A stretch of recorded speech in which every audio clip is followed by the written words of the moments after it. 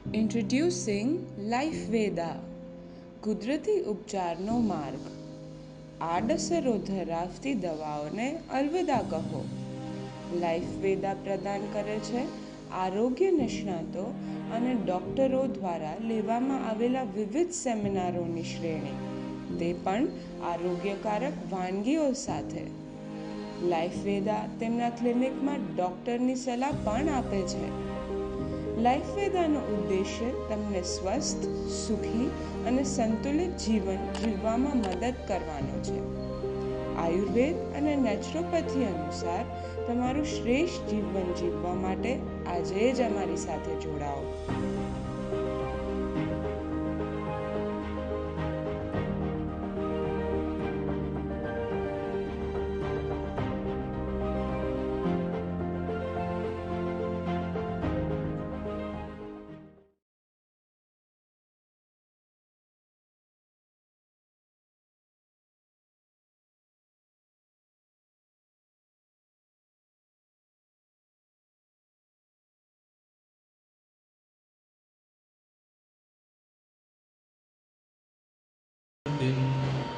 वन्दातीतं गगनसदृशं तत्त्वमनस्यादिलक्ष्यम् एकं नित्यं विमलरचलं सर्वधी साक्षिभूतं भावातीतं त्रिगुणरहितं सद्गुरुं तं नमामि.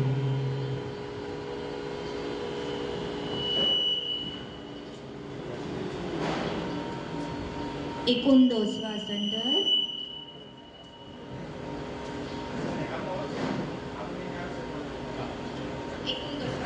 એક ઊંડો શ્વાસ અંદર અને મોઢેથી જોરથી બહાર. ફરીવાર એક ઊંડો શ્વાસ લેશું, શ્વાસને મોઢેથી બહાર છોડી દેશું. ફરી એકવાર.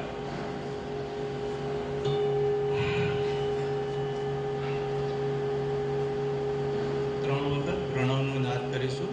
ઓમકાર માટે શ્વાસ મૂકીશું.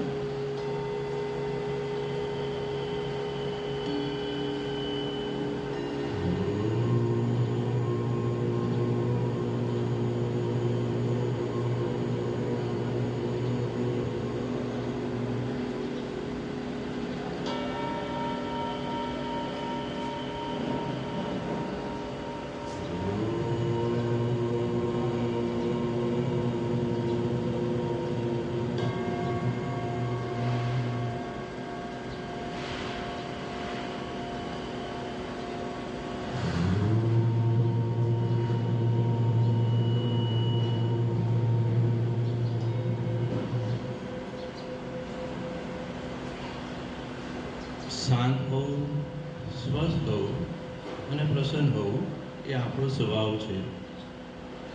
આપણે ઈશ્વરને પ્રાર્થના કરીશું, હે ઈશ્વર, અમારી જે પણ તકલીફ છે, શારીરિક, માનસિક, આધ્યાત્મિક, આદિદૈવિક, એ સર્વે દૂર થાય અને અમે સંપૂર્ણપણે સ્વસ્થ બનીએ. નાદની દુનિયામાં પ્રવેશ કરવા જઈ રહ્યા છે ત્યારે પોતાના માતા પિતા, ઈષ્ટદેવ અને ગુરુની યાદ કરીશું અને સંપૂર્ણ ધ્યાન નાદ તરફ લઈ જશું. આસપાસના વાતાવરણ પ્રત્યે જાગૃત થઈ જશું. જે કંઈ અવાજો આવી રહ્યા છે એનો સ્વીકાર કરીશું અને ધ્યાનને માત્ર નાદ પર રાખીશું.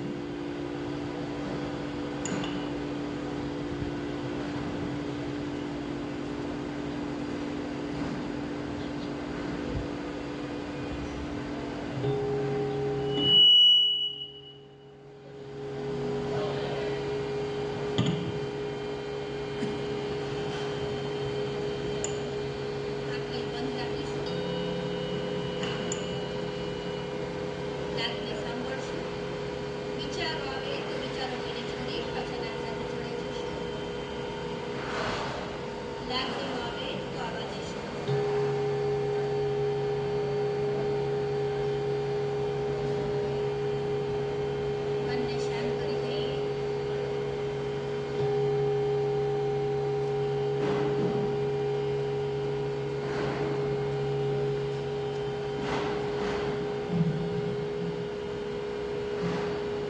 તમારું ધ્યાન જમણા પગના ઘૂંટણ પર લઈ જાઓ. જમણા પગના અંગૂઠામાંથી કંઈક તમારા શરીરમાં પ્રવેશી રહ્યો છે તે અનુભવ કરો. અને જમણા પગના અંગૂઠાની આંગળીને પંજાની એકદમ ઢીલો છોડી દો. એકદમ relax.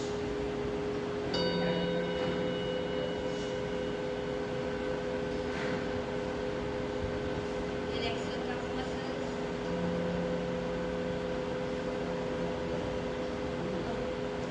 Relax your knee muscles.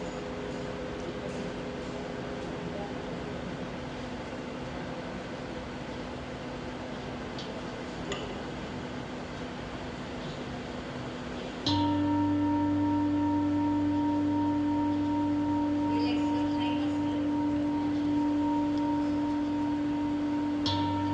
અને thigh musclesને ઢીલા છોડતા છોડતા તમારા આખા જમણા પગને ઢીલો છોડી દો. નથી આવતો અવાજ?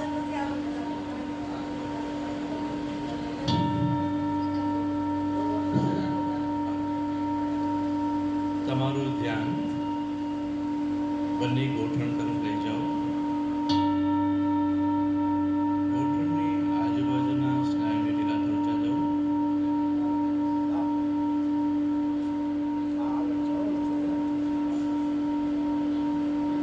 ધ્યાનને બંને સાંકળ તરફ લઈ જાઓ. બંને સાંકળને ઢીલા છોડી દો. નાભીથી નીચેનું સ્તર એકદમ ઢીલું છોડી દો.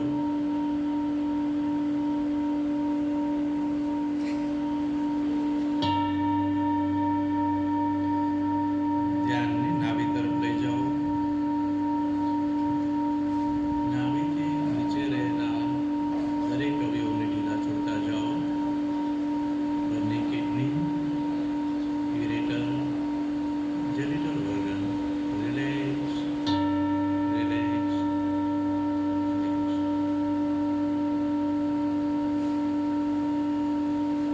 ધીમેથી ધ્યાનને નાભીથી ઉપર ઉઠાવીશું. નાભીથી ઉપર રહેલા પેટના સ્નાયુને ઢીલા છોડતા જશું. પેટની અંદર રહેલ દરેક અવયવ 24/7 આપણા માટે વર્ક કરી રહ્યા છે. આ ક્ષણે તેને આરામ આપીશું અને એનો આભાર માનીશું. Relax your stomach, intestine, liver, gallbladder, pancreas, spleen, totally relax.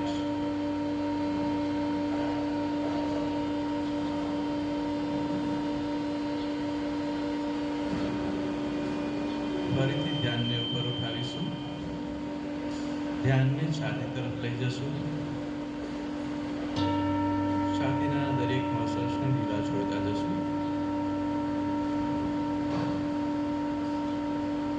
જાણે કોઈ ફૂલ સૂંઘી રહ્યા હોય ધીમા અને ઊંડા શ્વાસ ચાલુ રાખીશું.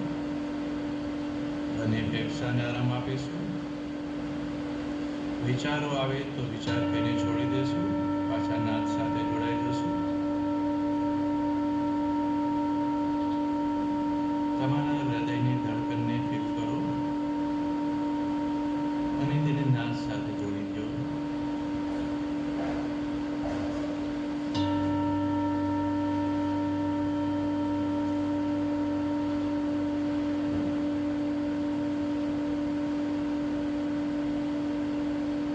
ધ્યાનની બંને ખભા તરફ લઈ જાઓ. આખો દિવસ ઘણી બધી જવાબદારી લઈ આપણે ફરી છીએ.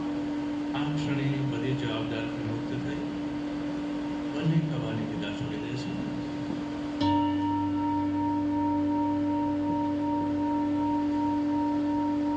ધ્યાનને જમણા હાથના અંગૂઠા તરફ લઈ જશું.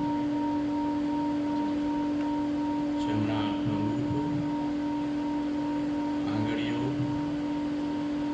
હથેળીનો ભાગ ટોટલી રિલેક્સ.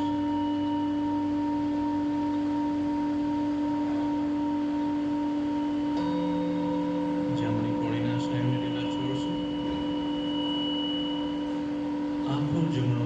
એકદમ લીલો છોડી દેશું.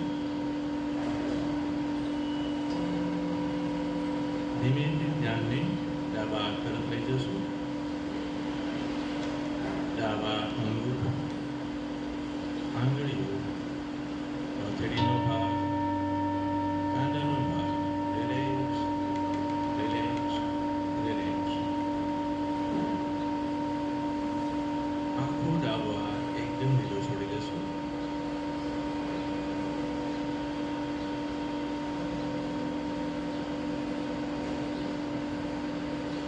ધીમેથી તમારું ધ્યાન ગળા તરફ લઈ જાઓ. ગળાની આજુબાજુના સ્નાયુને ઢીલા છોડી દેશું.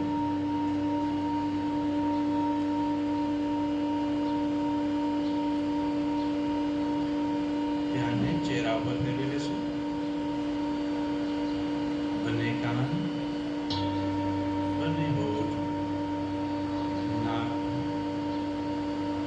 બંને આંખો, આઈબ્રોને ખાસ ફેરી છોડી દેશું. જડબાના સ્નાયુને એકદમ ઢીલા છોડી દેશું. સૌથી વધારે સ્ટ્રેસ જ્યાં ભરેલો હોય છે તેને ઢીલા છોડી દેશું. દાંત અને જીભને પણ આરામ આપીશું.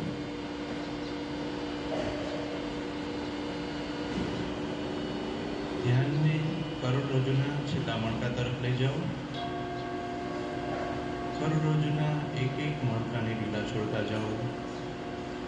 તમારા શરીરનું બધું વજન તમે જે જગ્યા પર બેઠા છો ત્યાં આપી દેશું. આખું શરીર એકદમ રિલેક્સ થયેલું છે.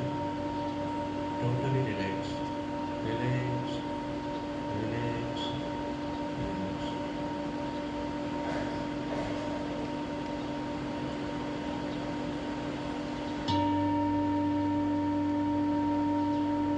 अच्युतानंद गोविंद नामोच्चारण देशजा नश्यन्ति सकला रोगा सत्यं सत्यं वदाम्यहम्. अच्युतानंद गोविंद विष्णु नारायणामृत रोगमन्नाशिजामि आसु धन्वन्तरे हरि.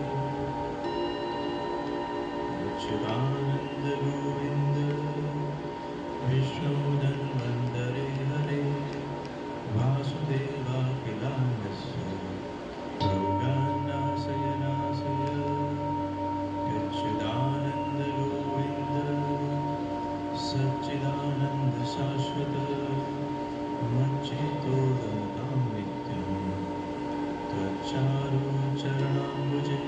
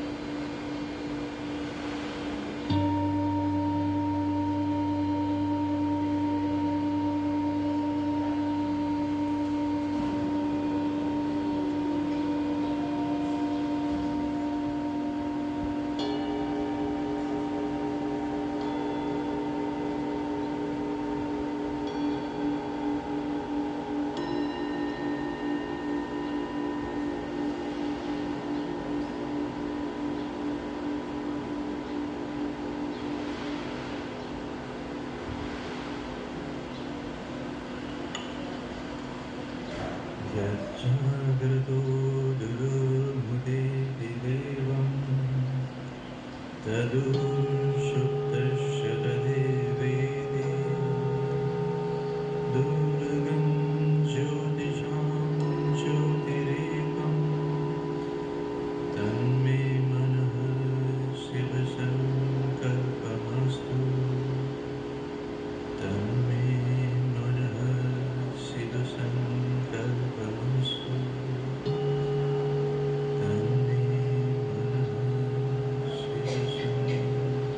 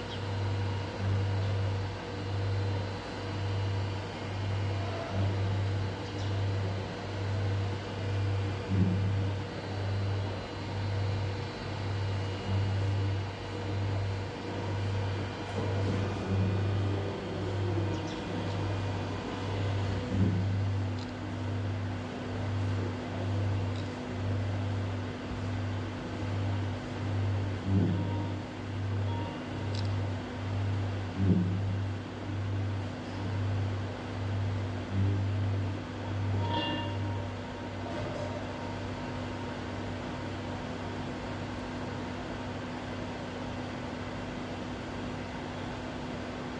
પરિસ્થિતિ ધરાવતા વ્યક્તિઓ છીએ.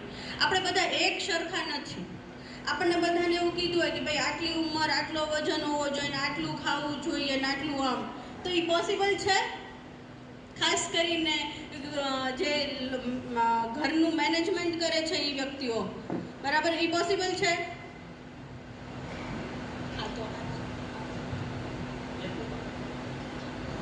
બરાબર છે. તો એ પોસિબલ છે આપણા માટે? તો એ પોસિબલ નથી. તો આપણે લોકો પહેલાં એ જોઈએ કે ફેમિલી એટલે શું. આપણે 2 વે પ્રોસેસથી જઈએ. તમે પણ મને કંઈક કહેશો કે ફેમિલી કોને કહેવાય? કોને કહેશું આપણે ફેમિલી?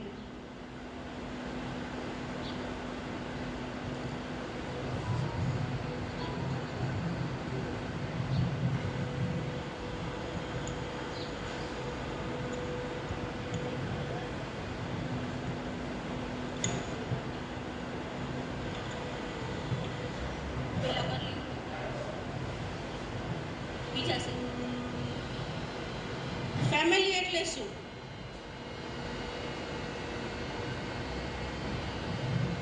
કોને કહેશું આપણે ફેમિલી?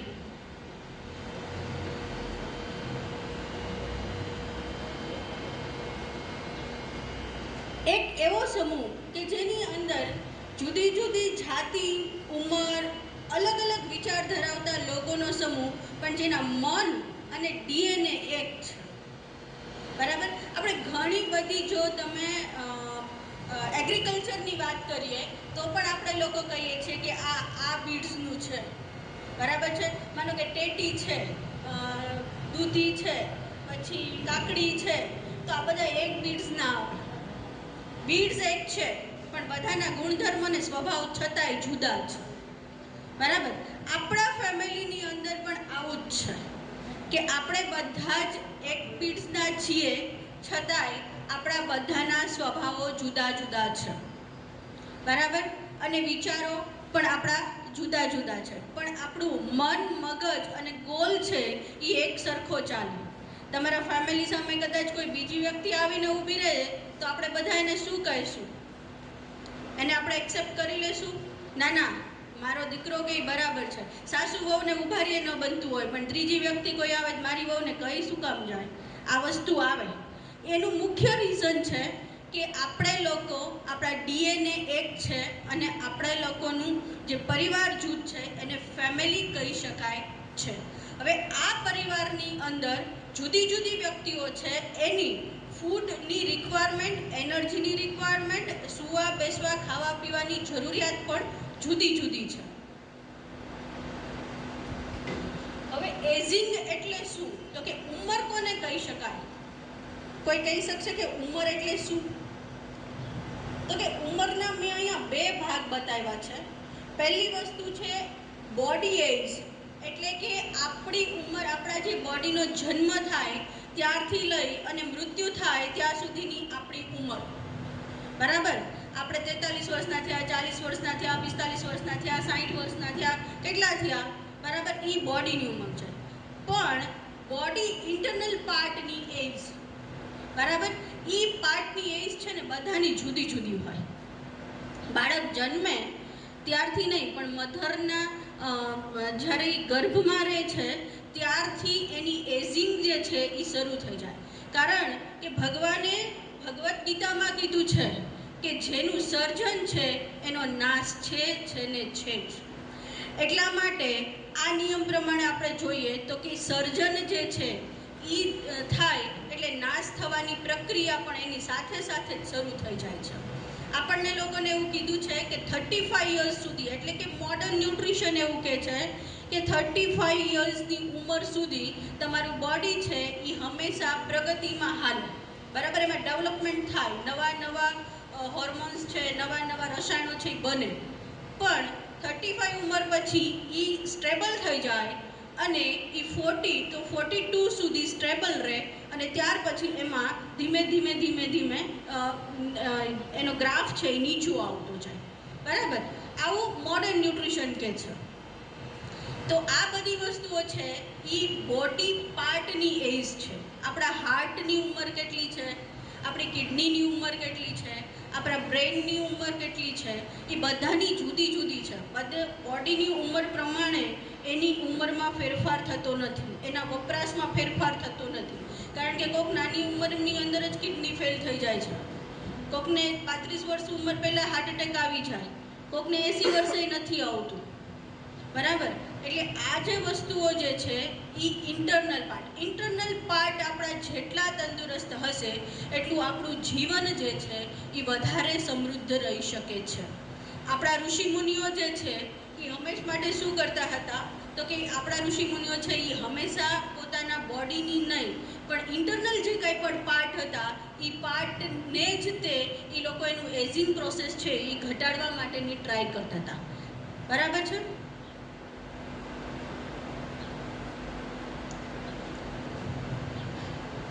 બોડી એજની અંદર આપણે લોકો કહીએ કે 0 થી 1 યરનું ચાઇલ્ડ જે છે એની વાત છે.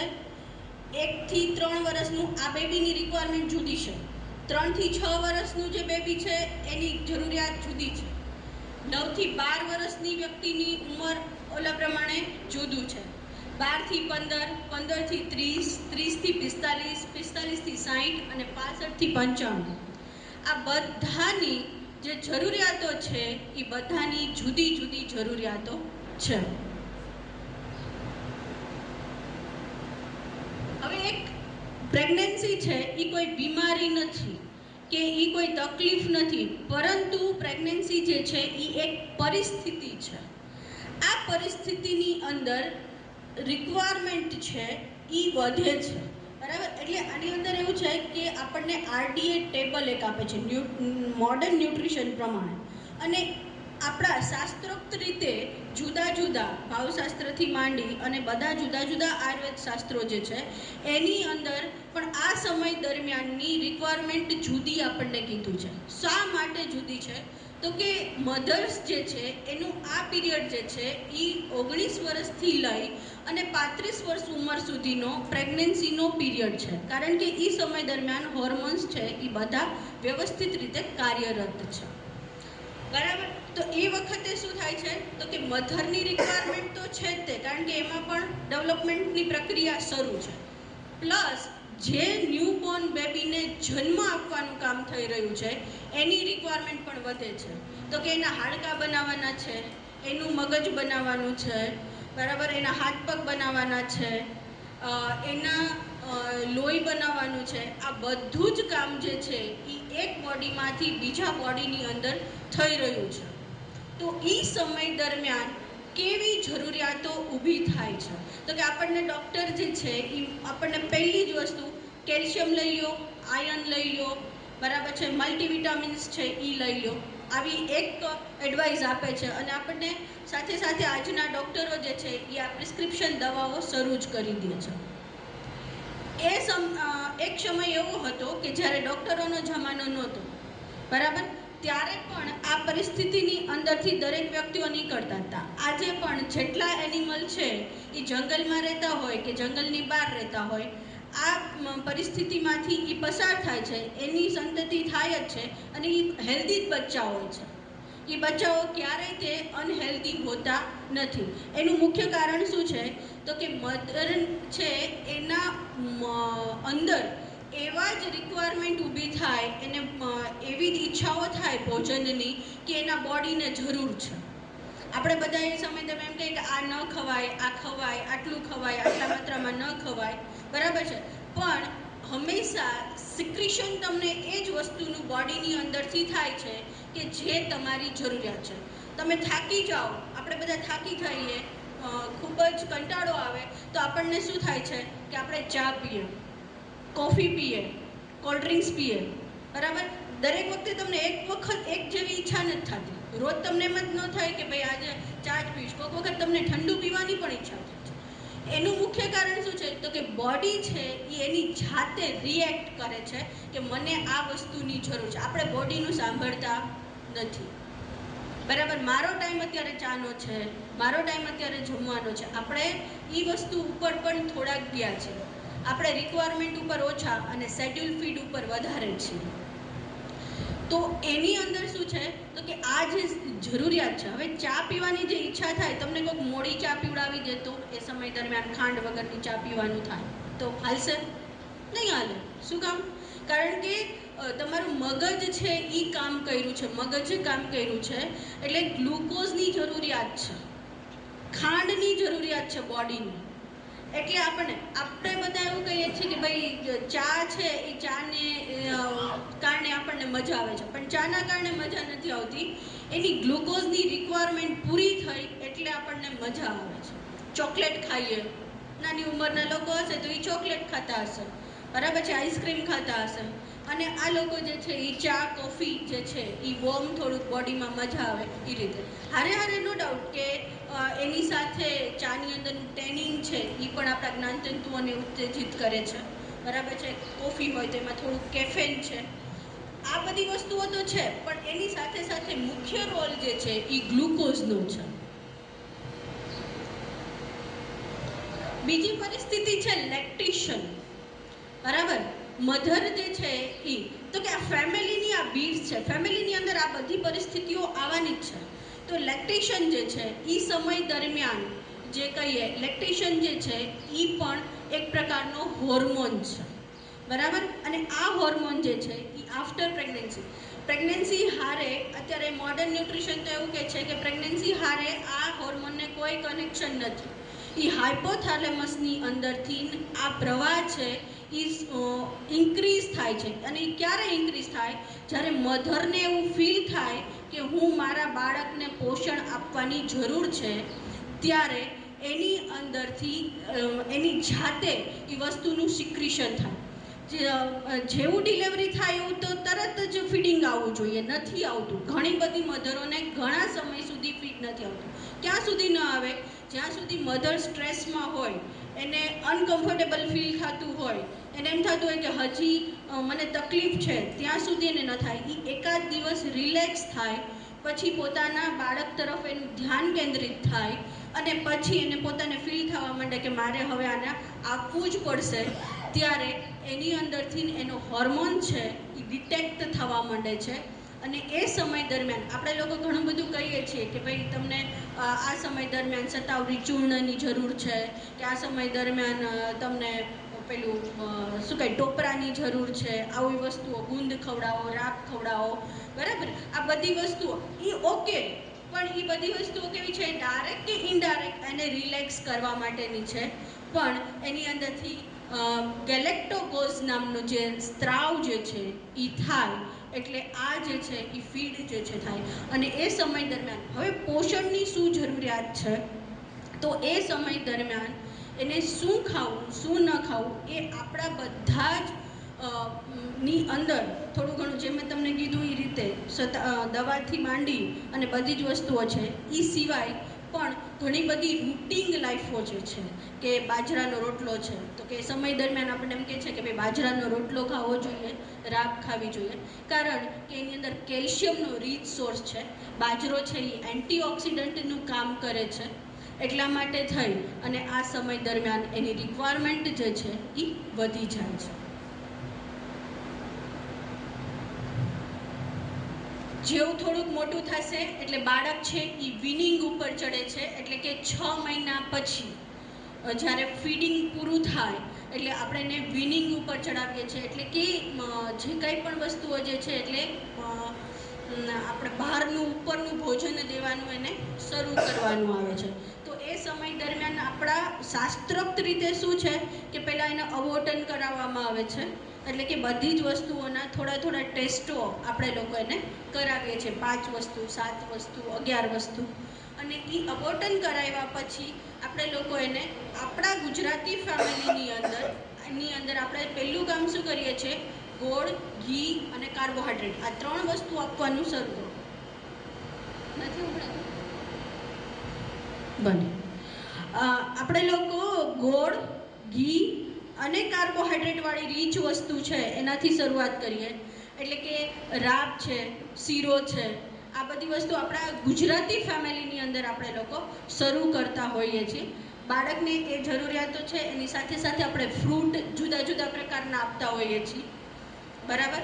પછી જુદા જુદા પ્રકારના ફ્રૂટ, જ્યુસીસ, દાળનું પાણી, મગનું પાણી, આ બધી વસ્તુઓ. તો કે એ સમય દરમિયાન હવે આ વિનિંગ ઉપર ચડે એટલે પહેલી જરૂરિયાત એની કઈ શરૂ થાય છે, એને 6 મહિના ચાલે એટલું આયર્ન એના બોડીમાં મધરના ઓલામાંથી એને રાખેલું હતું, સ્ટોર કરેલું હતું.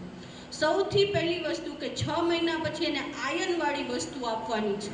આપણે એટલા માટે જ ગોળવાળી વસ્તુ આપીએ છીએ, કારણ જ્યારે આપણે આયર્નની ટેબ્લેટ આપવાનું પણ એટલું જ કારણ છે કે પ્લેસેન્ટા જે છે, એટલે કે તમારી ગર્ભનાળ જે છે, એ ગર્ભનાળ છે એ 6 મહિના ચાલે ને એટલું આયર્ન બાળકે પોતાના લીવરમાં સંગ્રહ કરી લીધો હોય.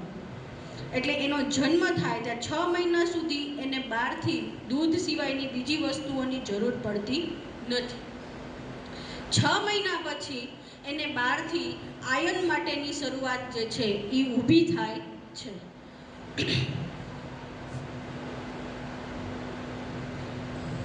એનાથી બચ્ચું આગળ વધે એટલે આપણે લોકો એને કેવું છે કે એ પોતે જે છે 1.5 વર્ષનું થાય એટલે એ પોતે ફિંગર ફૂડ ઉપર ચડે છે, એટલે કે પોતાની હાથે દરેક વસ્તુ લઈ અને ખાવાની શરૂઆત કરે છે. તો આ સમય દરમિયાન આપણે એને શું આપવું જોઈએ?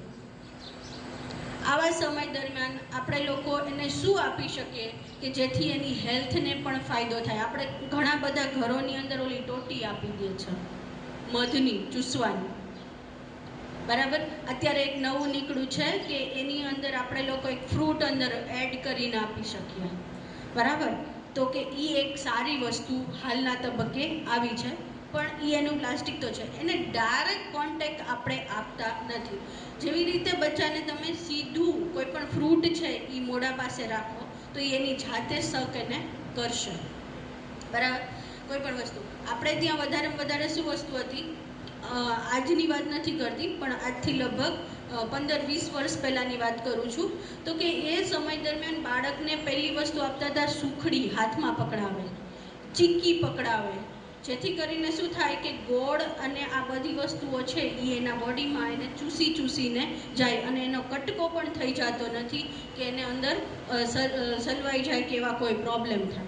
પણ હાલના તબક્કે આપણે લોકો સેરેલેક્સ ઉપર ચડ્યા છે, જે જરૂરિયાત બિલકુલ આપણા ભારતીય સંતાનોને છે જ નહીં. કારણ કે આપણા ઘરમાં રોજ સવારે દાળ ભાત શાક રોટલી બને છે અને આ દાળ ભાત શાક રોટલી એટલા સરસ બને છે કે એ ખોરાક જે છે એને 2 કલાકમાં તમારે વાપરી નાખવો જોઈએ, એવું ફૂડ છે. અને કદાચ આપણે એમ છે કે હજી એને કુક ફૂડ નથી દેવા, તો આપણે બધા સારામાં સારા ફ્રૂટ જ્યુસ, સારામાં સારા સિઝનલ ફ્રૂટ જે છે એ મળે છે. ખાસ કરીને ડાયટેટિક્સનો એક નિયમ છે, આગળ પણ હું તમને કહીશ ને અત્યારે પણ કહું છું કે હંમેશા જન્મથી લઈ અને મૃત્યુ સુધી એક જ વસ્તુ યાદ રાખવાની છે કે સિઝનલ ફ્રૂટ ખાવાનું છે. સ્ટેપલ ફૂડ એટલે કે જે ધરતી ઉપર આપણે છીએ એ ધરતી ઉપર જે ઉગે એ. અહીંયા જામફળ અને બોર થાય છે તો જામફળ અને બોર ખાવાનો જ આગ્રહ રાખીએ.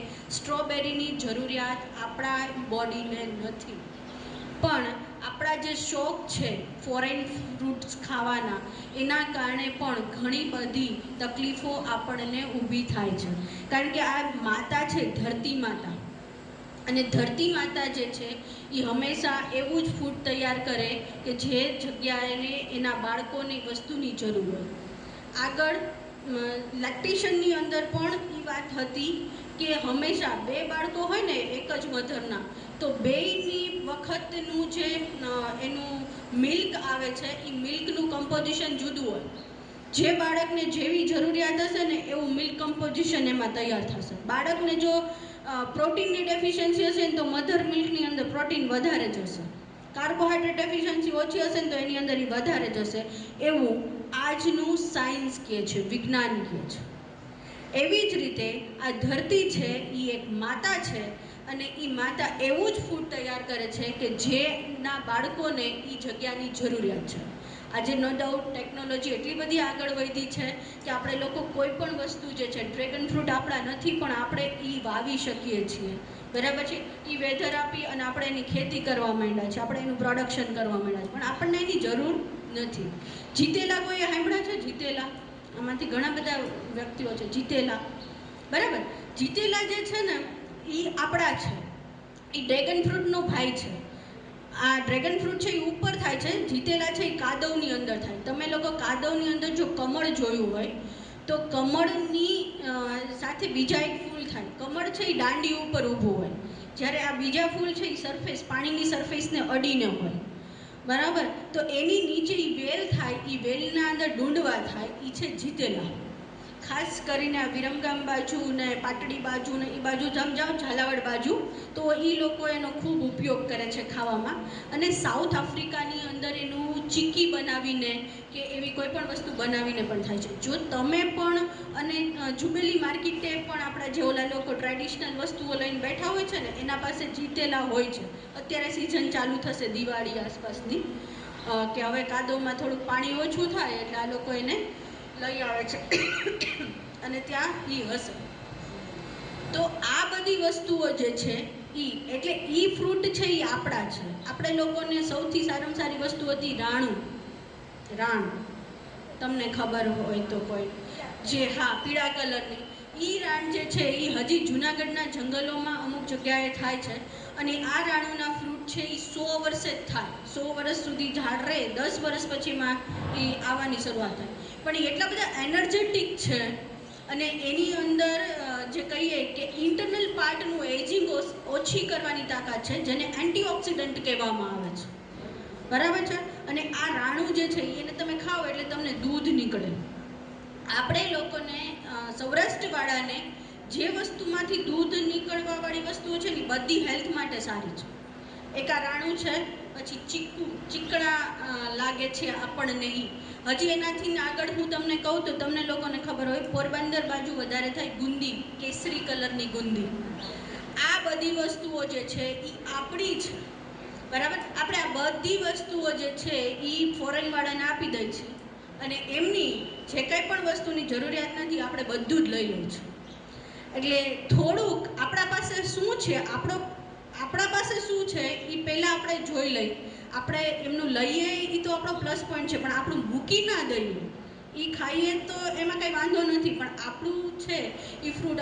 અને હું કહું, રાણુના જંગલોની અંદરથી રાણુના ઝાડ નાશ પામવા માંડ્યા છે. કોઈ વાવતું જ નથી, કારણ કે એની રિક્વાયરમેન્ટ નથી. અને લેવા જાઓ તો અત્યારે ખૂબ મોંઘી છે. મોંઘી શું કામ છે?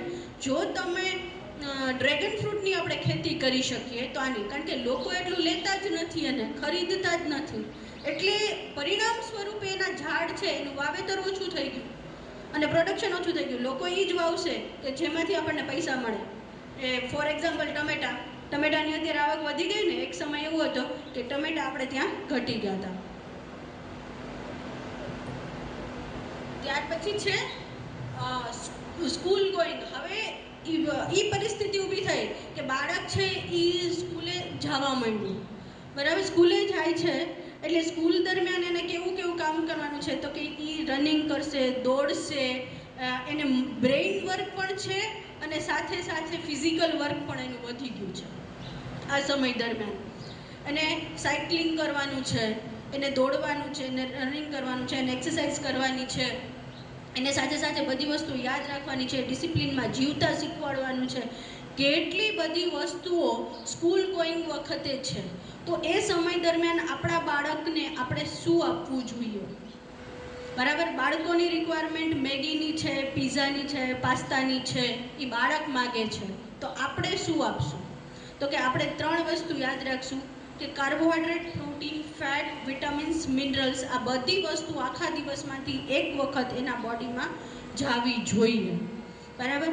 તો કે એક શેડ્યુલ બાળક માટે દરેક મધરે અને દરેક ફાધરે બનાવવું જોઈએ કે વીકમાં એક વખત જ ફાસ્ટ ફૂડ મળશે, વીકમાં એક વખત બહાર ખાવા મળશે.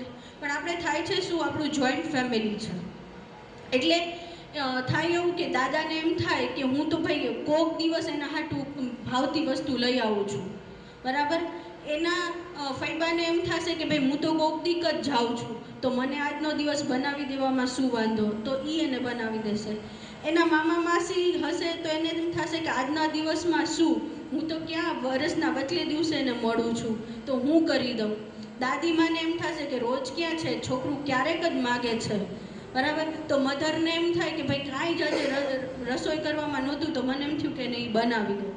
આમ કરી અને આપણું જે બાળક જે છે એ જોઈન્ટ ફેમિલી અને આપણા પરિવારના ઓલાની અંદર આ બધી વસ્તુ એને રોજ ખાવા મળી જાય છે ક્યાંક ને ક્યાંકથી, કોઈ પણ રીતે.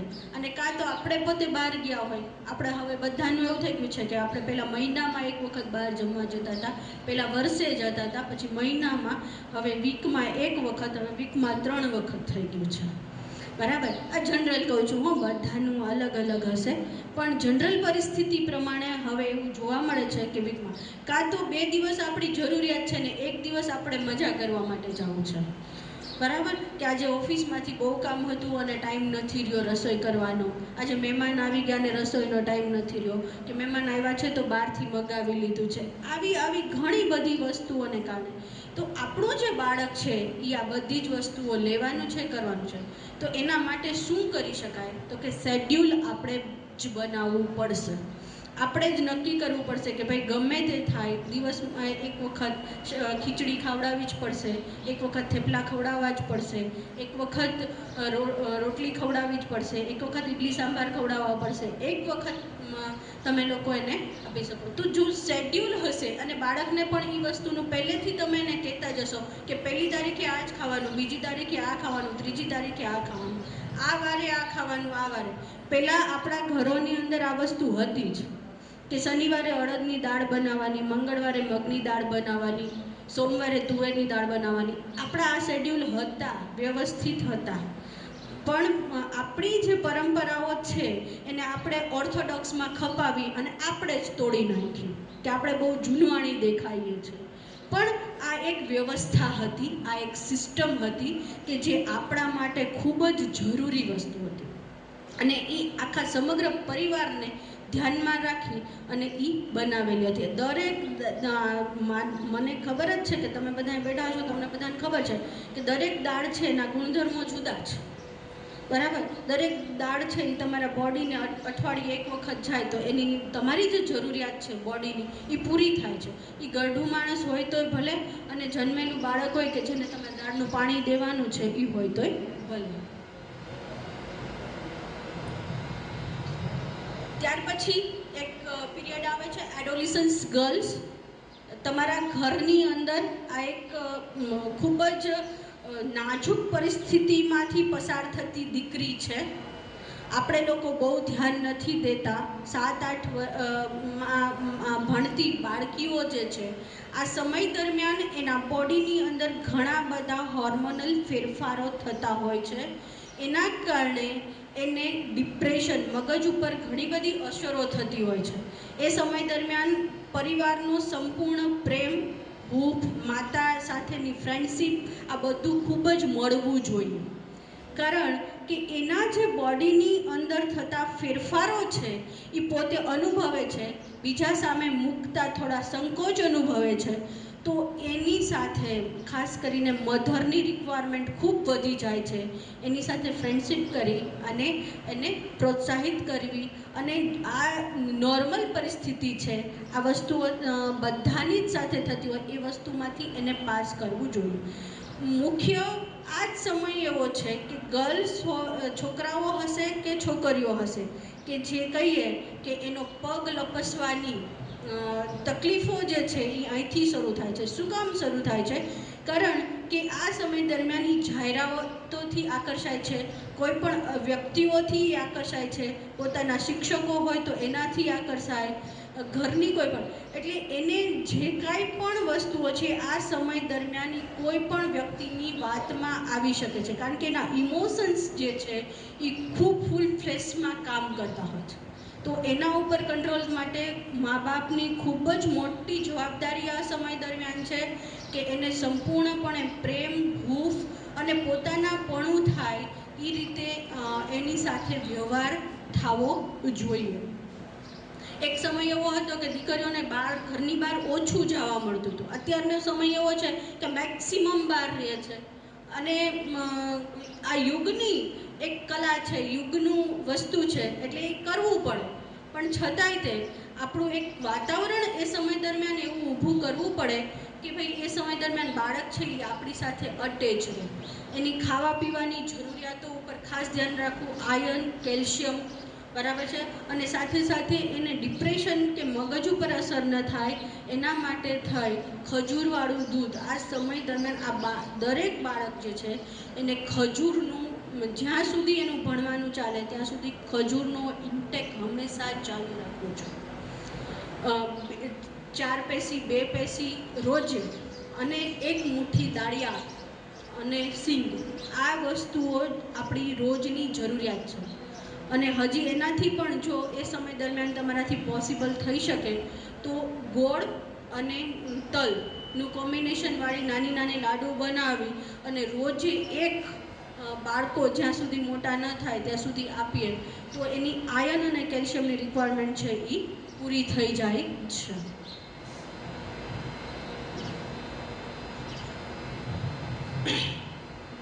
ત્યાર પછી આ બધી પરિસ્થિતિઓમાંથી પાસ થયા પછી એક સમય દરેક વિમેન્સ માટે પણ એવો આવે છે કે જે સમય છે મેનોપોઝનો.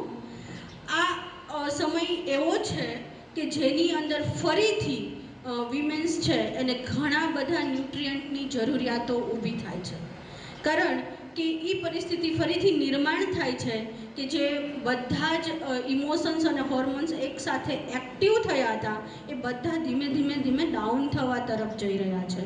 તો એ સમય દરમિયાન પણ એ પોતે એવું ફીલ કરવા માંડે છે જેમ જ્યારે નાની હતી અને ફીલ કરતી હતી એવું જ તે આ સમય દરમિયાન પણ ફીલ થાય છે કે ભાઈ ઘરની અંદર મારું કોઈ અસ્તિત્વ નથી, લોકો મને ઓબ્ઝર્વ નથી કરતા. કારણ કે 40-45 વર્ષની ઉંમર છે, એ સમય દરમિયાન બાળકો મોટા થઈ ગયા છે, હસબન્ડ છે એને એના જવાબદારીઓ અને એનું જે બિઝનેસ છે એનું ઓફિસનું, તો કે આ મિડલ એજ દરમિયાન ખૂબ ફ્લેશમાં ચાલતું હોય.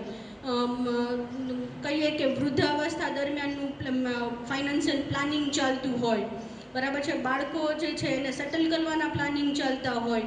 હવે આ સમય દરમિયાન જ્યારે વિમેન્સ જે છે એના ઉપર ધ્યાન ઓછું થઈ જાય છે, બાળકોની જવાબદારીઓમાંથી એટલું બધું વધી જાય છે. કારણ કે 10મું ને 12મું હશે આ વખતે બાળકોનું, કે 12મું ધોરણ પૂરું થયું હોય, કોલેજ લાઈફ એમની શરૂ હોય, તો એના શેડ્યુલ સેટિંગ એટલે અને સાથે સાથે આ ફિઝિકલ ફેરફારો અને એના કારણે વિમેન્સ છે એ ડિપ્રેશન અને બીજી બધી ઘણી બધી જે તકલીફો જે છે એ આ સમય દરમિયાન શરૂ થતી છે. પણ વિમેન્સને એક વસ્તુ છે કે એનું જે આ પીરિયડ છે એ ઓછામાં ઓછો 5 થી 10 વર્ષ ચાલે છે. જ્યારે મેલ વ્યક્તિઓ જે છે એને આ પીરિયડ્સમાં કેવું થાય છે કે દીવો જે છે એ ફટ દઈને બુઝાઈ જાય, એટલે એને એ તકલીફો થતી નથી. વિમેન્સને કેવું છે કે એ કેન્ડલ જે છે એ ધીમે ધીમે ધીમે ધીમે ધીમે ધીમે સ્લો થઈ અને થાય છે. એટલે હોર્મોનલ જે ઇમ્બેલેન્સ છે એ વિમેન્સને આ પીરિયડ ખૂબ લાંબો ચાલે છે. ઇવન જ્યારે એની શરૂઆત થાય છે ત્યારે પણ ખૂબ લાંબો ચાલે છે. તો આ સમય દરમિયાન વિમેન્સને ખૂબ જ બધા પોષક તત્વો, ખૂબ જ બધા ખાવાની વસ્તુઓ જે છે એની જરૂરિયાત રહે છે.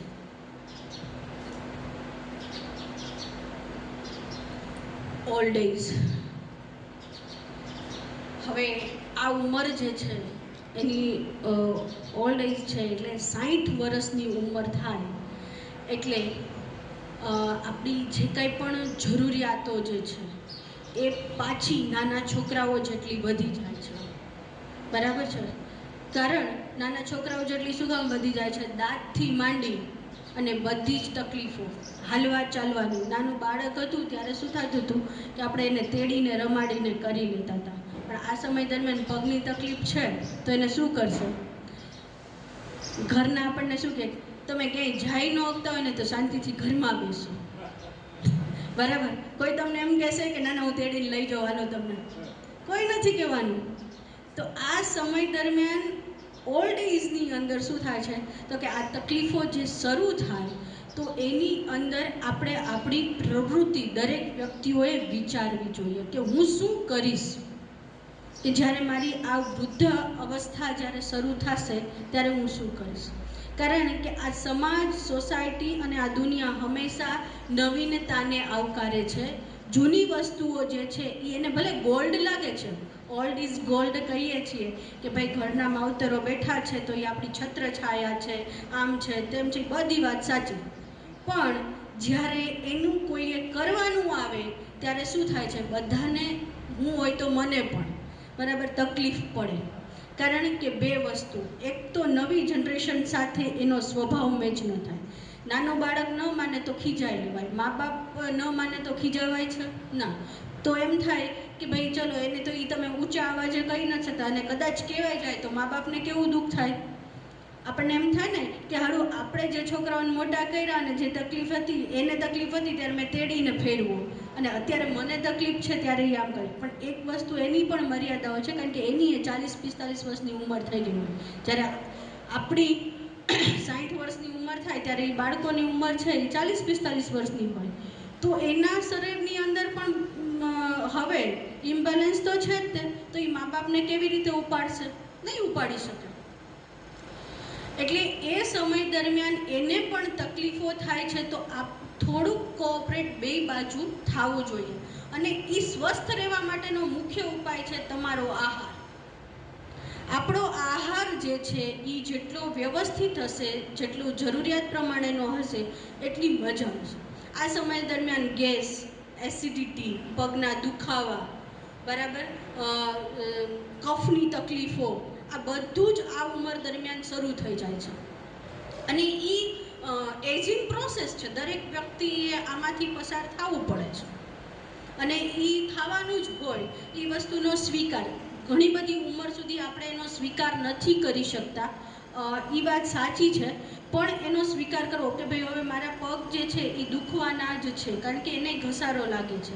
એક મશીન હોય તો આપણે કોઈ સ્કૂટર છે, એ સ્કૂટર આપણી લાઈફની અંદર 2 વાર કે 3 વાર બદલાવવું પડે, કારણ કે એનું આયુષ્ય આપણે 20 વર્ષનું જ ચાલે છે. હવે દરેક જગ્યાએ આપણે કોઈ પણ જગ્યાએ સભ્ય ફી લઈએ તો આપણને 25 વર્ષની જ આપે છે. આપણને પહેલાં એવું હતું કે આપણી સભ્ય ફી એવી હતી કે જે પરંપરાગત ચાલી આવે, એક વખત લીધી એટલે પછી કાયમ માટે. અત્યારે હવે આપણને સભ્ય ફી છે એ 25 વર્ષની જ આપે છે, કારણ કે હવે ગવર્મેન્ટે એવું વિચારી લીધું 60 વર્ષની જ ઉંમર હોય, એનાથી વધારાની ઉંમર ન હોય.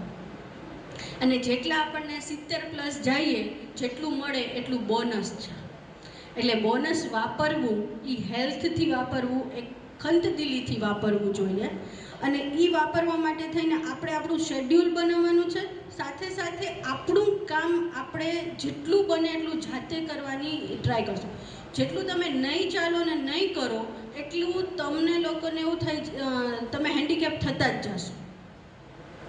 બરાબર. આપણે એવું વિચારીએ કે ભાઈ આજે મને કોઈ છે સવારમાં ગરમ પાણી કરી દે, તો બીજે દિવસે પણ આપણે ગરમ પાણીની આપણે કોક ઉપર ડિપેન્ડન્ટ થઈ જશું.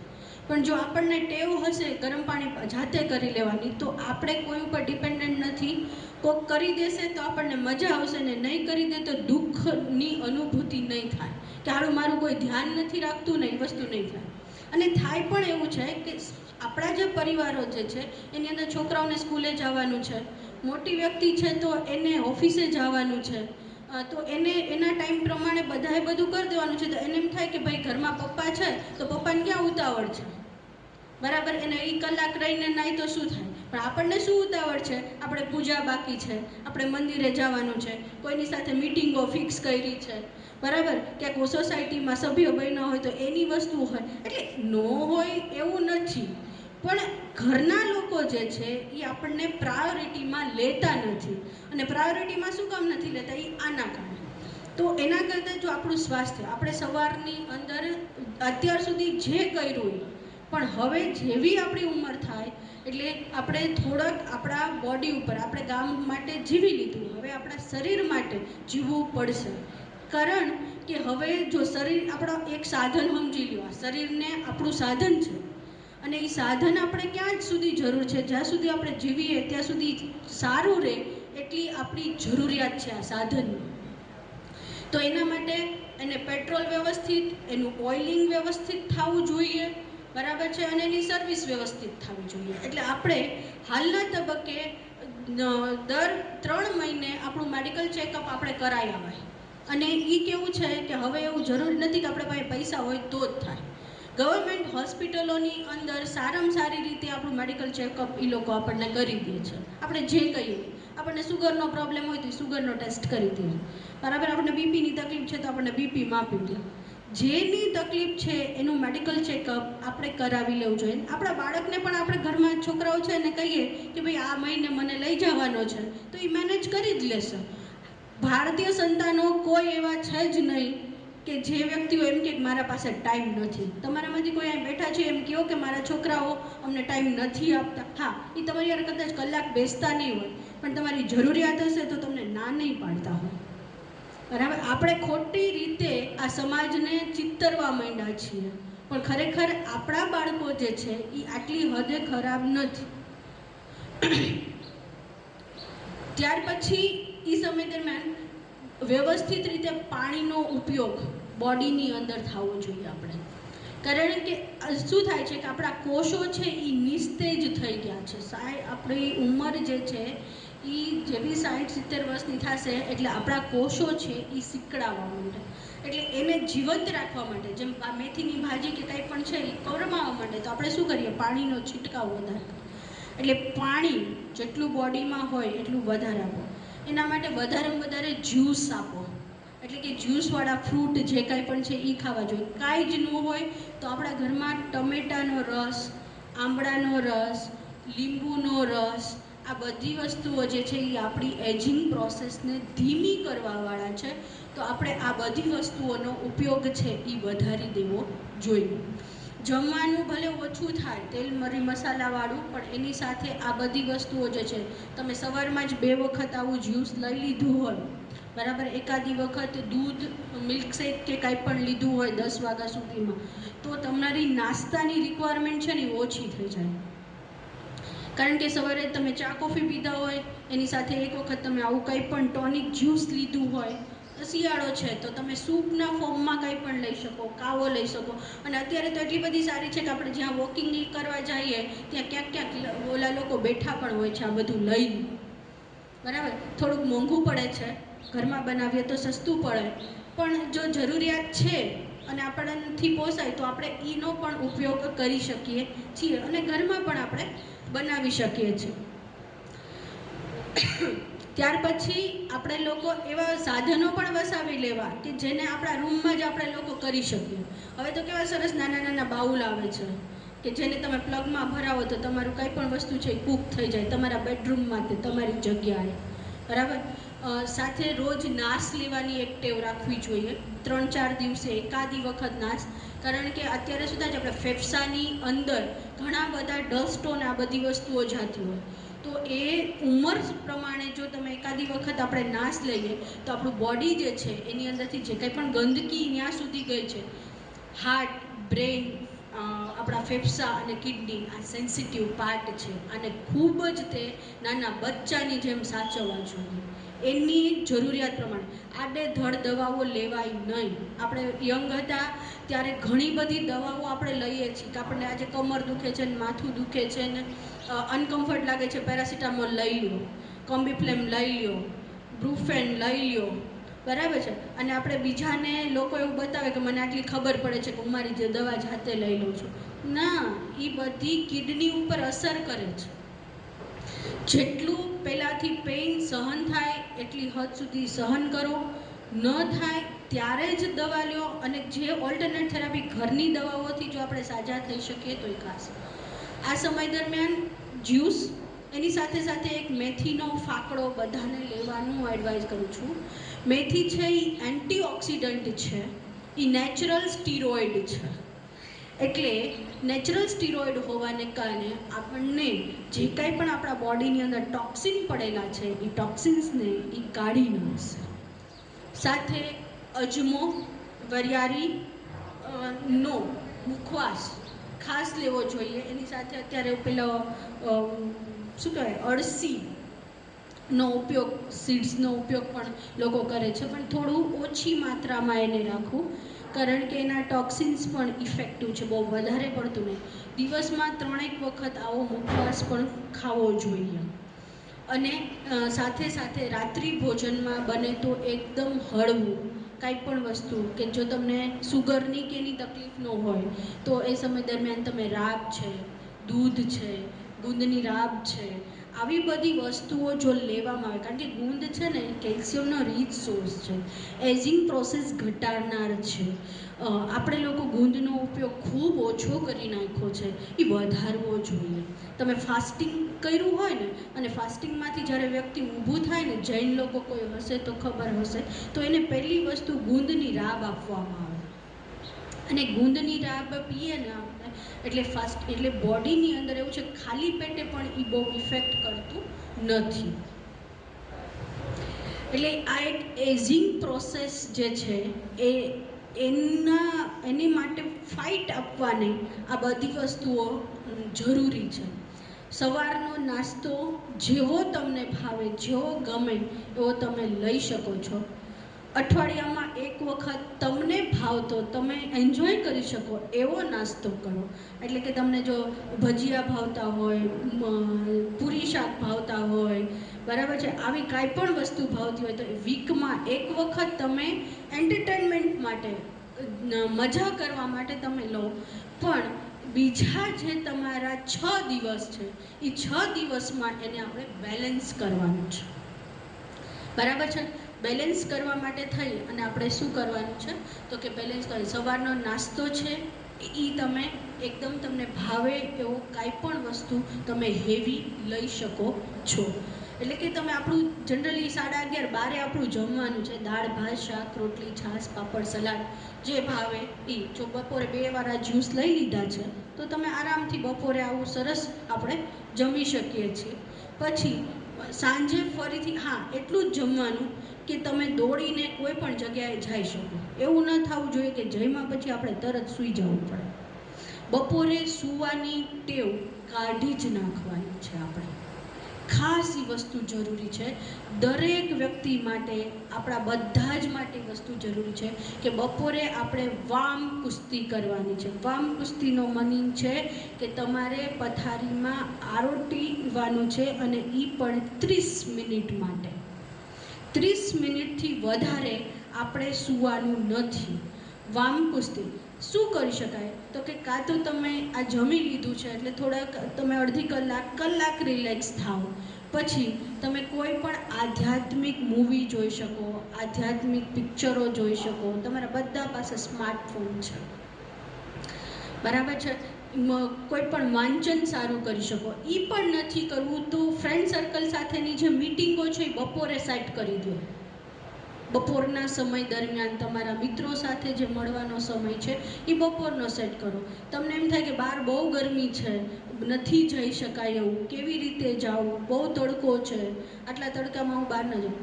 બોડીને જેટલું ડેલિકેટ બનાવશું એટલું આપણું બોડી ડેલિકેટ રહેશે.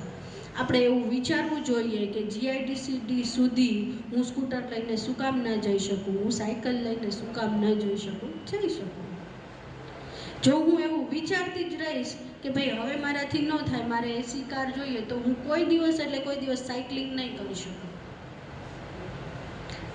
આપણે જ્યારે નાના હતા ને ઋષિમુનિઓ હંમેશા આપણને સ્ટ્રેટ બેસતા શીખવાડતા હતા. નીચે બેસીને આપણી ભોજન પ્રણાલી હતી. શું કામ?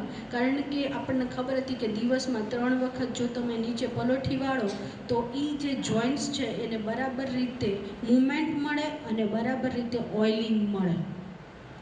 પણ આપણે એ કર્યું જ નહીં.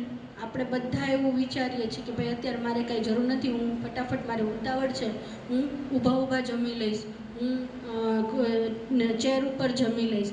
એક સમય એવો આવ્યો કે આપણે નીચે બેસવાના જ નથી. નીચે બેસવાની હવે આપણને કોઈ કહે તો આમાંથી બધા જ વ્યક્તિઓ એવા હશે કે જેને આપણે નીચે બેસવામાં તકલીફ હશે. કેટલા વ્યક્તિઓ એવા છે કે નીચે બેસવામાં તકલીફ છે? એક જ બે, બાકી બધા બેસી શકો છો? તમે બેસી શકો છો? વાહ, સરસ, બરાબર. તો એ સિવાયના દરેક વ્યક્તિઓ નીચે બેસવામાં તકલીફ છે. અમે કોઈ પણ કાર્યક્રમ કરીએ એટલે કોઈ પણ કાર્યક્રમની અંદર એક જ વસ્તુ યાદ રાખવી પડે કે ભાઈ જેટલા વ્યક્તિઓ આવશે એને ખુરશી જોશે, ગમે તે થાય, બરાબર. ભારતીય પરંપરા પ્રમાણેના કોઈ પણ કાર્યક્રમો ગોઠવવા હોય તો હું ગાડલા નાખી શકતી નથી. ખર્ચો ગાઈડલાઈનો વધારે હોય ખુરશી કરતાં, પણ કદાચ બેસાડવા હોય ને તોય આપણે બેસાડી શકતા નથી. શું કામ? કારણ કે બધાને પગની તકલીફ છે. તો આ તકલીફના નિવારણ માટે આપણે થોડુંક એક્સરસાઇઝ, પગને મુવમેન્ટ મળે એવું. આજે હું ઊભી છું તો મને પણ થોડીક તકલીફ થાય, તો શું કરવું પડે? પગને વાળવો પડે, પગને જોવું પડે. બરાબર? પલોઠી વાળીને મને બેસવાનું કહે ને તો મને ખાલી ચડી જાય છે. બરાબર? નાની ઉંમર હોવા છતાંય ખાલી ચડે છે. શું કામ? કારણ કે મારી રોજની ઓલી શું થઈ ગઈ છે? ઊભા ઊભા કામ કરવાનું, હાલતા હાલતા કામ કરવાનું, બેસવાનું ખૂબ ઓછું આવે છે. દિવસમાં એકાદ બે વખત જમવા બેસીએ એટલી વખત જ નીચે બેસવાનું આવે છે. કોઈના ઘરે જાઓ, કોઈ પણ જાઓ તો બધી જ જગ્યાએ શું છે? ઉપર છે. કોઈનું ઘર એવું છે કે ભારતીય બેઠકમાં હોય તોય બંધ કરી દીધું હોય. અમારા એક સંબંધી છે, એના ઘરે ભારતીય બેઠકનું ફર્નિચર એણે બનાવ્યું હતું, એને બહુ શોખ હતો. 6 મહિના વાપર્યું, બધું માળીએ ચડાવી દીધું, પાછા સેટીને ઓલા સોફા કાઢી લીધા બહાર. શું કામ? તો કે ભાઈ ઘડીએ વળીએ નીચે પાકું વળીને બેસાતું નથી. એટલે આ બધી વસ્તુઓ, જો આમાં આ વિષય તો ખૂબ મોટો છે, પણ સમય થોડોક મારા પાસે ઓછો છે. જેટલી લેડીઝો છે ને અત્યારે ઊભા ઊભા કામ કરે છે ને એટલે જ એને પગના દુખાવા ને કમરના દુખાવા છે. એક સમય એવો હતો કે દરેક લેડીઝ છે એ બેસીને રસોઈ કરતી હતી, એનું યુટ્રસ છે ને એ દબાતું હતું, અને આ પેટનો ભાગ છે ને એ દબાય એટલે એને જે કાંઈ પણ યુટ્રસ રિલેટેડ પ્રશ્નો છે ને એ ઓછા થઈ જાય.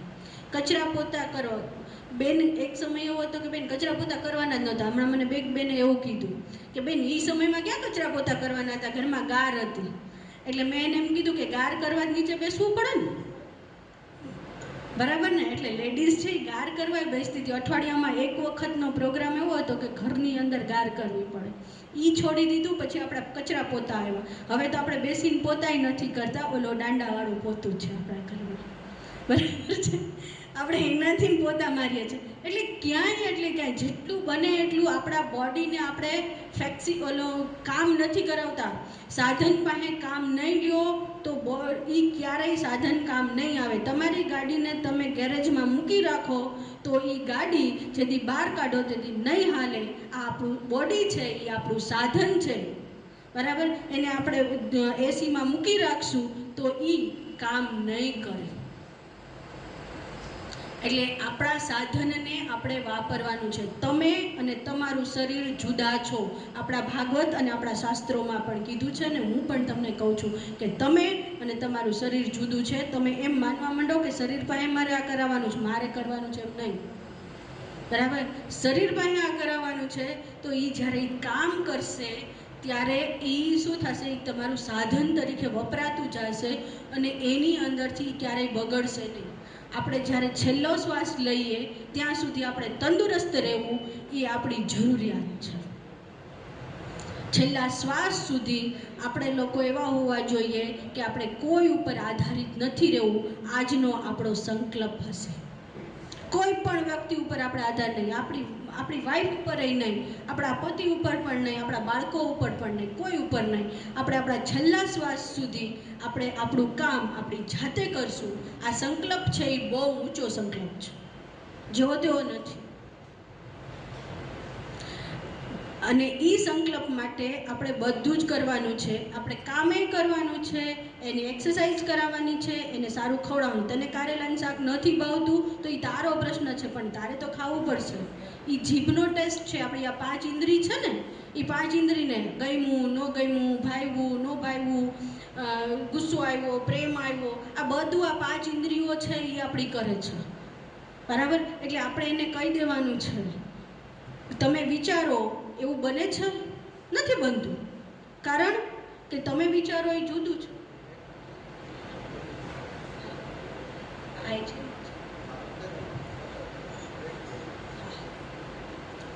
એટલે આપણે આપણા બોડી પાસે આપણું કામ છે એ આપણે કરાવવાનું છે અને આપણે એને કહી દેવાનું છે કે તારે કરવું પડશે. અને આજે આ સેશન છે એમાં આપણે બધા સંકલ્પ લઈએ કે છેલ્લા શ્વાસ સુધી હું પોતાની જાત ઉપર ડિપેન્ડન્ટ રહીશ, કોઈ પર ડિપેન્ડન્ટ નહીં થાઉં. કોઈની સેવા હું નહીં લઉં, આ સંકલ્પ કરી અને આપણે આપણું આ સેશન છે એ પૂરું કરશું. અસ્તુ. ભારત માતા કી જય. અરે એક રહી ગયું, હવે આપણે આના પછી સેશનમાં લઈએ. પૂરું કરીએ 5-1 મિનિટ. હા, તમને લોકોને કંટાળો નથી આવતો ને? આપણે જે આગળ વાત કરી ગયા પહેલી સ્લાઇડની અંદર કે આપણે બધાનું શું છે કે એઝિંગ પ્રોસેસ જે છે એ ઇન્ટરનલ પાર્ટનું એઝિંગ પ્રોસેસ. તો કે આપણા કિડનીની ઉંમર કેટલી, આપણા હાર્ટની ઉંમર કેટલી, આપણા લીવરની ઉંમર કેટલી, બરાબર છે, આપણા આંતરડાની ઉંમર કેટલી, આ સમય દરમિયાન શું શું થાય છે? તો કે થાઇરોઇડના આંખે દેખાવાનું બંધ. આ સમય દરમિયાન આપણને ચશ્માની જરૂરિયાત ઊભી થઈ છે, બરાબર. મોતિયો ઉતરાવવો પડે, ચશ્મા પહેરવા પડે, આ બધી વસ્તુઓ. યંગ હશે તો એ લોકોને પણ શું છે કે જેટલું કામ કરશે એટલે 4 કલાક જેટલું 5 કલાક જેટલું આપણે પણ કોમ્પ્યુટર વાપરીએ તો માથું દુખવા માંડે છે. નાની ઉંમરના છોકરાઓને પણ આ વસ્તુ થાય છે. એટલે આંખ, એના માટે શું કરવું જોઈએ? તો કે આપણે પહેલાં સમયમાં રોજે આંખને ધોવાનું કામ કરતા હતા. ઠંડા પાણીથી આંખને ધોવી જોઈએ, બોરિક પાણીથી આંખને ધોવી જોઈએ, બરાબર. એનાથી પણ આગળ જઈએ તો પેલું શું કહેવાય, મેથીનું પાણી જે છે એનાથી પણ તમે શું કરો, અંદર નથી જવા દેવાનું, બહારથી સ્પંચ કરવાનું છે. કાકડી છે, દૂધી છે, આ બધાનો ઉપયોગ આંખને ઠંડક માટે પણ હાલના તબક્કે હું એડવાઇસ આપતી નથી. એ હતું પણ હવે કાંઈ પણ વસ્તુ વાપરતા નહીં, કારણ કે દરેક વસ્તુ પેસ્ટિસાઇડવાળી છે અને એ આંખને નુકસાન કરી શકે છે. ઘણા લોકો મને કહે છે કે બેન મેં દૂધી મૂકી તો મને આંખ છે વધારે લાલ થઈ ગઈ ને આ તકલીફ થઈ, મેં કાકડી મૂકી તો મને આવું થયું. એનું મુખ્ય કારણ છે આ બધામાં જે કાંઈ પણ પેસ્ટિસાઇડ આવે છે, દવાઓ છાંટેલી છે, એ દવાના કારણે આ બધી રોશની છે એ વહી જાય છે. થાઇરોઇડના પ્રશ્નો આપણા મોટા ભાગના લોકોને, તમે જો ક્યાંય બેઠા હોય અને ઊંઘવા માંડો, તમે ક્યાંય બેઠા હોય અને તમે અનકમ્ફર્ટ થઈ જાઓ, અનકોન્શિયસ થઈ જાઓ, તમારા શરીરમાં બહુ જ થાક લાગે, જો ભાઈ સૂઈ ગયા, બરાબર છે, તો તમને થાઇરોઇડના લક્ષણો છે. આ થાઇરોઇડનું પહેલું લક્ષણ છે કે તમે કોઈ પણ સમૂહમાં સૂઈ જાઓ છો, તમને ખબર રહેતી નથી. એવી વ્યક્તિને ઊંઘ આવે, કોઈ પણ વ્યક્તિ હોય, કોઈ પણ ઉંમરનું હોય. થાઇરોઇડમાંથી થાઇરોક્સિલ સ્ત્રાવ જે છે એ ઓછો થઈ જાય અથવા તો વધી જાય. ઓછો થઈ જાય તો બોડી છે એ વધવા માંડે અને થાઇરોક્સિલ વધેલો સ્ત્રાવ થવા માંડે તો બોડી છે એ આપણું ઉતરવા માંડે. એટલે બે વસ્તુમાં જોવું, જો આપણે બહુ પતલા થવા માંડીએ તો પણ વિચારવું, જો આપણે બહુ જાડા થવા માંડીએ તો પણ વિચારવું. બીજી વસ્તુ કે હાથ, પગ અને સ્નાયુઓમાં ખૂબ જ ખેંચાણ થાય, ખૂબ જ દુખાવા થાય. થાઇરોઇડના પ્રશ્નો જે છે એ પહેલાં કોઈને હતા નહીં, હાલના તબક્કે વધ્યા છે. એનું મુખ્ય કારણ છે પેસ્ટિસાઇડવાળા ખાદ્ય પદાર્થો. ત્યાર પછી છે આપણા ફેફસા, લંગ્સ. એને મજબૂત બનાવવાના છે. શું કરી શકાય ફેફસાને મજબૂત કરવા માટે? આપણે આ સમય દરમિયાન જો ફેફસા મજબૂત હશે તો શું થશે કે એમાં કફ નહીં જામે. કફ નહીં જામે એટલે જે બહારથી ઇન્ફેક્શન લાગે છે એ બંધ થઈ જશે. બહારથી ઇન્ફેક્શન લાગતું બંધ કરવું હોય તો એક તો વિટામિન સી, એટલે કે એના માટે અત્યારે સંતરા અને ઓરેન્જ છે એ બહુ ફાયદાકારક છે, બરાબર છે. લંગ્સ માટે સૌથી ફાયદાકારક હોય તો એ સંતરાને આ બધી વસ્તુઓ છે, એટલે એ. અને સાથે સાથે આપણે રોજ 11 પ્રાણાયામ કરશું. 11 થી 12 પ્રાણાયામ કરવાથી આપણા ફેફસાની અંદર જે કાંઈ પણ કચરો ભરાણો છે એ બધો જ જે છે એ નીકળી જાય છે, બરાબર. ત્યાર પછી છે સ્ટમક, એટલે કે આપણું પેટ જે છે એની અંદર કચરો ન ભરાય એના માટે શું કરવું જોઈએ? તો કે પેટને વ્યવસ્થિત રાખવા માટે એક તો તમારું લિક્વિડનો ઇન્ટેક ખૂબ વધારી દેવો. પાણી જે છે એ સારું એ માત્રામાં પીવું જોઈએ, જ્યુસીસ વધારે લેવા જોઈએ, પાતળી છાશ. બીજી વસ્તુ તમને પચે એવું ખાવાનું, બરાબર. આ સમય દરમિયાન આપણા બોડીના જે કાંઈ પણ હોર્મોન્સ છે એ ઓછા થઈ ગયા છે, એટલે પાચન તંત્રની તકલીફો જે છે એ વધારે થવા માંડે. થાઇરોઇડ અને મેટાબોલિઝમને બહુ નજીકનો સંબંધ છે, એટલે ખાસ યાદ રાખવાનું કે જો કોઈ થાઇરોઇડ કે એવી કંઈ પણ વસ્તુ હશે તો એને પેટની તકલીફ હશે જ, કોઈ પણ ઉંમરનું હોય, બરાબર, એને પચતું હશે નહીં ખાવાનું.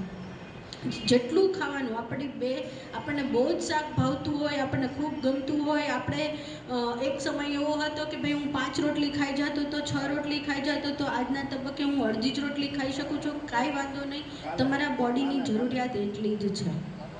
2 કલાક રહીને ફરીથી જમો, 3 કલાક રહીને ફરીથી જમો, કલાક રહીને ફરીથી જમો, પણ એટલું બધું બોડીમાં ક્યારેય ન નાખો કે તમારા બોડીનો પેટનો વજન તમે ન ઉપાડી શકીએ, બરાબર. અને બની શકે તો 15 દિવસે એક ઉપવાસ ચોક્કસ કરવો, અને એ ઉપવાસમાં ફ્રૂટ સાથે રહેવું, વધારેમાં વધારે જે કાંઈ પણ ફ્રૂટ છે, ફ્રૂટ જ્યુસ છે એની સાથે રહ્યો, બરાબર. બને તો 5 કલાકનો ઉપવાસ કરો, બને તો 10 કલાકનો ઉપવાસ કરો, કાંઈ ન મળે તો સામો ખાઈને પણ રહી શકો. સામો છે ને એન્ટીઓક્સિડન્ટ છે. આપણે બધા એમ કહીએ કે સામો આપણને આમ છે ને તેમ છે, પણ શું કામ ભાદરવા મહિનામાં સામા પાચમ આવે છે? એનું સાયન્ટિફિક કારણ છે કે એ એન્ટીઓક્સિડન્ટ છે, અને એ બોડીની અંદર એને ફાઈબર પણ એમાં ખૂબ જ છે, એટલે બોડીમાં ઘણા બધા ફાયદા કરાવે છે. પછી છે ઇન્ડસ્ટ્રાઇલ, એટલે કે આપણા આંતરડા જે છે એ હંમેશા કેવા હોવા જોઈએ? ચોખ્ખા રહેવા જોઈએ. આંતરડા જેટલા ચોખ્ખા રહેશે એટલી આ સમય દરમિયાન કોન્સ્ટિપેશનની તકલીફો ખૂબ વધારે હશે, પણ મેં જે રીતે કીધું એ રીતે આપણે જાશું, જેવું સ્ટમક તમારું વ્યવસ્થિત થશે, આંતરડા પણ વ્યવસ્થિત થઈ જશે. જૂના મળ, આ સમય દરમિયાન આંબળાનું જ્યુસ, તમને ખબર હોય તો ખાસ કરીને બિલ્લાનું શરબત અને બિલ્લાનું જ્યુસ જો મળી શકે તો ખાસ લેવું જોઈએ, પાતળું. લીંબુનું રસ, હવે ઘણી વખત ઘણા લોકો એમ કહે કે ભાઈ આ સમય દરમિયાન અમને લીંબુ નથી હતતું, કે આંબળા નથી સદતા, એનાથી સોજા આવી જાય છે કે કંઈ બીજી તકલીફો થાય છે, તો એનું ડાયલ્યુશન ફેક્ટર ઓછું કરી નાખવાનું. માનો કે અડધું લીંબુ નાખતા હોય તો એનાથી પણ ઓછું નાખો, 1 ડ્રોપ જ નાખો, બરાબર. ધીમે ધીમે આજે 1 ડ્રોપ, 2 ડ્રોપ, 3 ડ્રોપ એમ વધારી દેવાનું, પણ આ બધા એન્ટીઓક્સિડન્ટ છે, એ તમે લેશો આપણે તો એનાથી ઘણી બધી એઝિંગ પ્રોસેસમાં ફેરફારો થાય.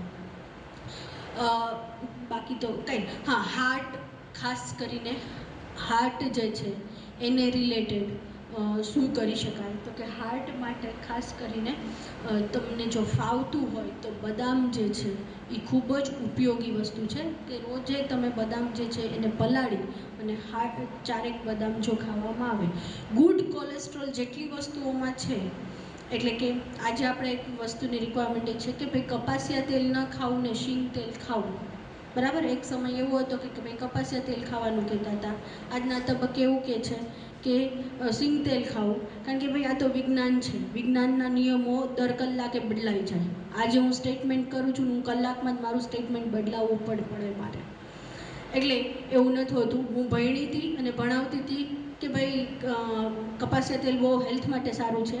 આજે હું જ કહું છું કે ભાઈ આપણા માટે કયું તેલ સારું છે, તો કે ભાઈ સિંગ તેલ સારું છે, એમાં ચાર્જિંગ પૂરું થઈ ગયું છે, એટલે બીજું કાંઈ નથી. એટલે કપાસિયા તેલ નથી સારું, કારણ કે અત્યારે એવું કહે છે કે ગુડ કોલેસ્ટ્રોલ છે HDL એ આમાં વધારે છે અને ઓલામાં ઓછું છે, એટલા માટે થઈ હાઈ ડેન્સિટી લિપોપ્રોટીન જેટલું છે ને એ બધું છે. પણ શું કરવાનું છે કે સિંગ તેલ ક્વોન્ટિટી ઓછી કરી નાખવાની છે. તમે 4 ચમચી તેલ મૂકીને શાક બનાવતા હોય તો હવે તમારે 2 કે 1 ચમચી તેલમાં બનાવવાનું છે. વગર તેલનું પણ બનાવી શકાય, બરાબર છે, પણ આપણી જરૂરિયાત, દરેકના હ્યુમન બોડીની જરૂરિયાત જુદી જુદી છે. તમને ન પચે એ મને ન પચે એવું ના હોય, બરાબર. મારું બોડી કદાચ છે ને 6 ચમચી તેલ એ પચાવી જાય, કારણ કે નાનપણથી મેં તેલવાળા જ શાક ખાધા છે. તમે અમુક જ્ઞાતિઓ જુઓ, ક્ષત્રિય છે, બરાબર છે, આયર છે, ભરવાડ છે, રબારી છે, આ બધાના ઘરના શાક કેવા હશે? તો કે 4 આંગળ તેલ હોય તો જ શાક કહેવાય. બાકી તમે વાણિયા બ્રાહ્મણના શાક જુઓ, બરાબર. અમુક કાસ્ટોમાં કહેવત હોય કે ભાઈ વાણિયા બામણ જેવું શાક બનાવ્યું છે, કાંઈ ઠેકાણે નથી. એટલે એનું એ લોકો શું છે, ક્વોન્ટિટી શાકની વધારે છે પણ સામે તેલ અને મરચું ઓછું છે. પણ આપણે એ શું કરે છે, અથાણા ભરપૂર માત્રામાં ખાઈ લે છે, ચટણી ભરપૂર માત્રામાં ખાઈ લે, સલાડ ભરપૂર માત્રામાં ખાઈ લે. તો અમુક કાસ્ટ છે એ નથી ખાતી. બેલેન્સ તો બધે થાય છે, ક્યાંય બાકી રહેતું નથી. એટલે આપણે એવું વસ્તુ વિચારે, આપણે ને નથી હદતું એટલે બીજાને નહીં હદે એવું ન થાય. આપણે લોકો એક વસ્તુ છે, તમને કહું કે અહીંથી સાઉથમાં જાઓ તો લોકો આંબલીને પાણીમાં જ ભાત બોળીને ખાય. બરાબર. આપણે આંબલીની ચટણી 2 ચમચી વધારે ખાધી હોય તો આપણે બીજે દી ભૂજી જાય, કારણ કે આપણે નાનપણથી આંબલી પચાવતા પચી આપણે ખાધી જ નથી, આપણને પચાવતા આવડતું જ નથી. ગુજરાતી બાળકો જે છે એ ફિંગર ફૂડની અંદર આપણે લોકો ગાંઠિયો પકડાવી છે. કેટલો સોડા હોય, કેટલું તેલ હોય, આપણે પકડાવી છીએ ગાંઠિયો. આપણું છોકરું ખાય છે અને હેલ્ધી જીવન જીવે છે, એને કાંઈ ન થાય. બરાબર. પણ બીજા છોકરાઓની આટલો સોડા ખાય શું થાય, મોઢું આવી છે. કોક તમે ફોરેનર તમારા ઘરે આવ્યા હોય ને, જે આપણા નથી, એ લોકોને કોક દી ગાંઠિયા ખવડાવજો એને મોઢું આવી જાય. ખાસ કરીને ઓલા આપણા અંગૂઠિયા ગાંઠિયા. આપણે 250 ખાઈ જાય તો કાંઈ ન થાય.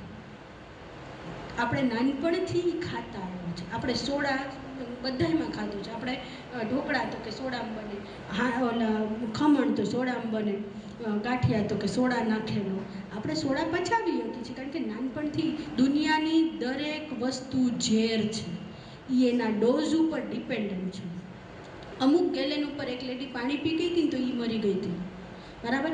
હું છે એ વ્યક્તિ છે, દારૂ પીવાની શરૂઆત કરે તે કેટલો પીવે, 1 પેકથી શરૂ કરે, પછી 2-3 બોટલો સુધી પહોંચી જાય તો એને કાંઈ ન થાય. પણ હું કોઈ દી કોઈ પીતા જ ન હોય 2 બાટલી પી જાય શું થાય, તાત્કાલિક હોસ્પિટલ ભેગું થઈ જાય. બરાબર. એટલે આ બધી વસ્તુઓ આવી છે, એટલે થોડુંક એમાં ફ્લેક્સિબિલિટી હોય. ચાલો પૂરું કરીએ. પૂછતું મારા માટે નાસ્તો વેટ કરે છે.